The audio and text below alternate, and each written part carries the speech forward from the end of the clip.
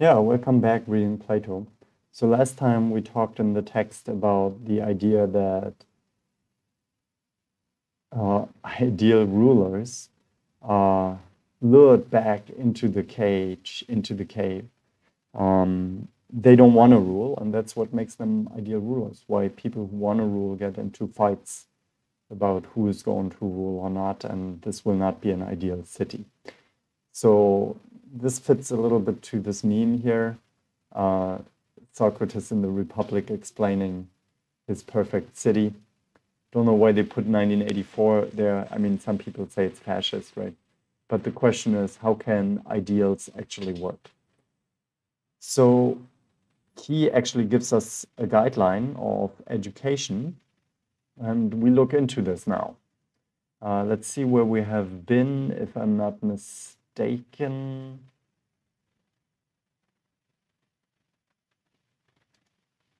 Where have we been? Yeah, I read a bit ahead, so I may not have understood it. Yeah, so we want to look now, how do we have to be educated? Uh, so do you want us now to consider in what way such men will come into being and how one will lead them up to the light, just as some men are said to have gone from Hades up to the gods? How could I not want to, he said. Then, as it seems, this wouldn't be the twirling of a shell, but the turning of the soul around from a day that is like night to the true day. It is that ascend to what is which we shall turn firmly to be philosophy. Yeah, I mean, okay, that's all clear, right? He just repeats, okay, this is what we should do. What then, Glaucon, would be a study to draw the soul from becoming to being. Okay, the soul from becoming to being. That's interesting. And as I speak, I think of this. When we're saying that it's necessary for these men to be champions in war when they are young, so yeah, actually Socrates was a war hero, right? So he's not necessarily a pacifist, which some people seem to argue. Yes, we were saying that. Then the study we are seeking must have this further characteristic in addition to the former one. What? It mustn't be useless to warlike men. Okay, of course it mustn't, he said, if that can be. Now, previously, they were educated by us in gymnastics and music. So, okay, like we start at an early age with gymnastics and music. And gymnastic, of course, is wholly engaged with coming into being and passing away. For overseas growth and decay in the body, for it oversees growth and decay in the body. Okay, that's why we do gymnastics. Okay, we get it. It looked that way. So it wouldn't be the study we are seeking. No, it wouldn't. And his music, so far as we described it before, but it, he said, was the antistrophe to gymnastic, if you remember. It educated the guardians through habits transmitted by harmony, a certain harmoniousness, not knowledge, and by rhythm, a certain rhythmicalness. And connected with it were certain other habits akin to these conveyed by speeches, whether they were tales or speeches of a truer sort. But as for a study directed towards something of the sort you are now seeking, there was nothing of the kind in it. Okay, so we have different stages of how we have to educate ourselves, and gymnastics and music does not bring us to being. That's the claim here, right? Your reminder to me is quite precise, I said. For really it had nothing of the sort. But Glaucon, the demonic man, what could there be that is like this? For all the arts surely seem to be mechanical. Certainly they were. And yet, what other study is left now separate from music, gymnastic, and the arts? Come then, I said, if we have nothing left to take besides these, let's take something that applies to them all. What kind of thing? For example, this common thing that all kinds of art, thought, and knowledge use as a supplement to themselves, a thing that it is necessary for everyone to learn among his first students. What's that? He said. The lowly business, I said, of distinguishing the one, the two, and the three. The lowly business. I don't know what lowly business is. Lowly business? I'm too bad at that. Lowly business. Ah, I cannot mark again. Or can I? No, sometimes it eliminates my marker. Let me fix this. No, for some reason I cannot mark here. I don't know why. Probably it does not recognize it as text. And now, of course, it also eliminated my opera. Let me fix this. Okay, and we are back. Okay, so the lowly business. I said of distinguishing the 1, the 2, and the 3. Very much so, he said. The art of war too, I said. I don't know what lowly business is. I'm sorry, I have to look that up. So as I understand it, it must be related to the different professions Plato allows in a city. And one of them may be something like making shoes or something. But he says the lowly business of distinguishing the 1, the 2, and the 3. Don't know what he means by this. But I think we still understand it and can go on. At all events, I said in the tragedies, Palamedes is constantly showing up Agamemnon as most ridiculous general. Or haven't you noticed that he says that by discovering number, he established the disposition for the army at Ilium and counted the ships and everything else as though before that they were uncounted and Agamemnon didn't know how many feet he had. If he really didn't know how to count. And if this is the case, what kind of general do you suppose he was? So it seems he just says that math is important. A strange one, he said, if this was true. Shall we not then, I said, set down as a study necessary for a warrior the ability to calculate and to number? Is this lowly business? Most of all, he said, if he's going to have any professional knowledge of the order of the army, but I should say rather if he's going to be a human being. Do you, I said, notice the same thing I do in this study? What? It probably is one of those things we are seeking that by nature lead to intellection, but no one uses it rightly as a thing that in every way is apt to draw man toward being. So yeah, he talks here about the importance of math, and math for him leads him to being. And that is indeed interesting. Let me mark that. I cannot mark. Okay, I shall attempt to make at least my opinion plain. Join me in looking at the things I distinguish for myself as leading or not leading to what we are speaking of, and agree or disagree so that we may see more clearly whether this is as divine it to be. So let's look what math does, okay? Here, I show, if you can make it out, that some objects of sensation do not summon the intellect to the activity of investigation because they seem to be adequately judged by sense, while others bid it in every way to undertake a consideration because sense seems to produce nothing healthy. Plainly, you mean things that appear from far off, he said, and shadow painting. You have hardly got my meaning, I said. Then what do you mean, he said. The ones that don't summon the intellect, I said, are all those that don't at the same time go over to the opposite sensation. But the ones that do go over, I class among those that summon the intellect when the sensation doesn't reveal one thing anymore, then it's opposite, regardless of whether the object strikes the senses from near or far off. But you will see my meaning more clearly this way. These, we say, would be 3 fingers, the smallest, the second, and the middle. Okay, so here's an interesting one because I think he talks about abstract entities. And this is a famous example when we take my 3 fingers, right? I mean, mine may not be a good example. I guess he means these ones, right? So the middle finger is large with respect to the ring finger, or the ring finger is large with respect to the pinky, or the small finger, and the ring finger is small compared to the middle finger. And so in that sense, these objects have no opposites, and that's what he's talking about, right? So this is an important example that is famous from Plato. Certainly, he said, think of them while I'm speaking as if they were being seen up close. Now consider this about them for me. What?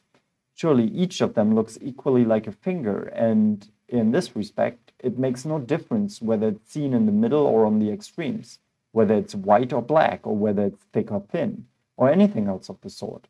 In all these things, the soul of the many is not compelled to ask the intellect what a finger is, for the sight, at no point indicates to the soul that the finger is at the same time the opposite of a finger. So finger is just a finger, is just a finger. That's what he's saying, right? And so to the senses, it just occurs as normal. Let me just mark that here.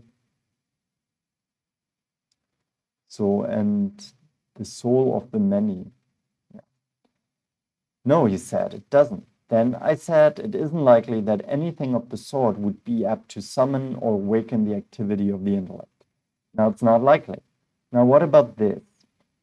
Does the sight see their bigness and littleness adequately? And does it make no difference to it whether a finger lies in the middle or on the extremes? And similarly with the touch for thickness and thinness or softness and hardness? And do the other senses reveal such things without insufficiency? Or doesn't each of them do the following? First, the sense set over the hard is also compelled to be set over the soft, and it reports to the soul that the same thing is sensed by it as both hard and soft. So this is another example, right?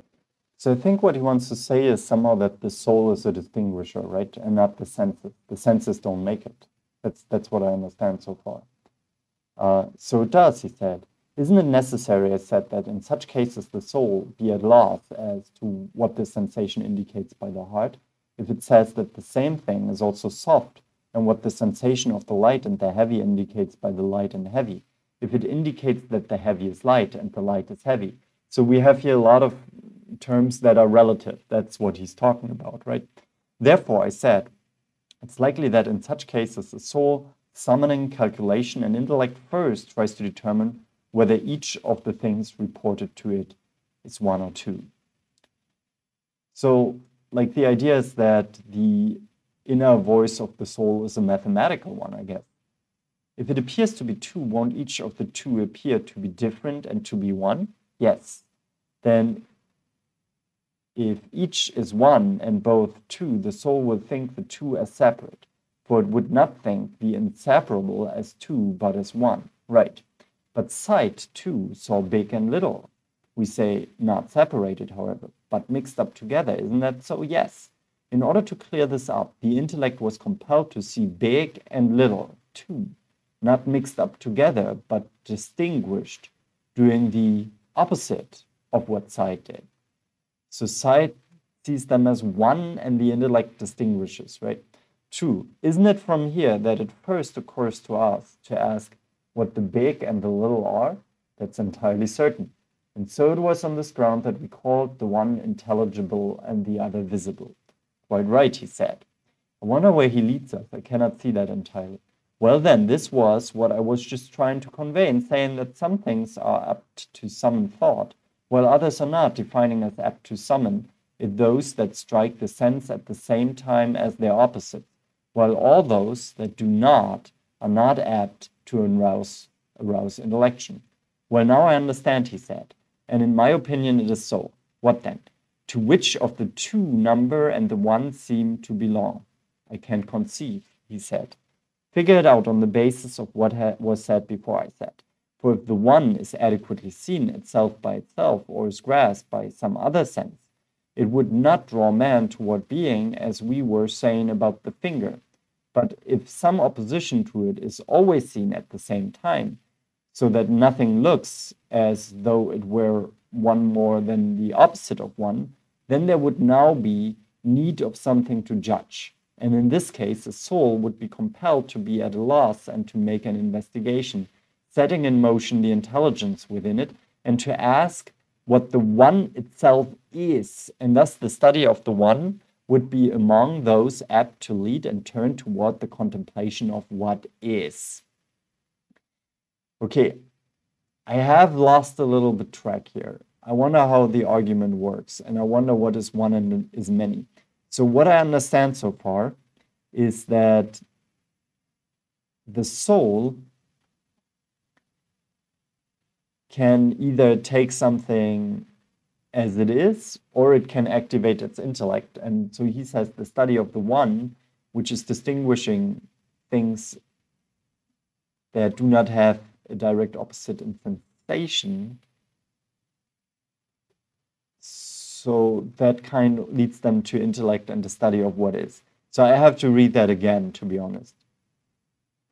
Let's read a little bit further, then I read it again, and then I try to finish this. The sight with respect. She says the sight with respect to the one possesses this characteristic to a very high degree, for we see the same thing at the same time as both, as one and as an unlimited multitude. So when I look, I just take the example of a hand again, right? It's one, but at the same time, it's infinite to the inside. It has infinite parts. I guess that's what he means. If this is the case with a one, I said, won't it be the same for all number? Of course, so all numbers are infinitely divisible, right?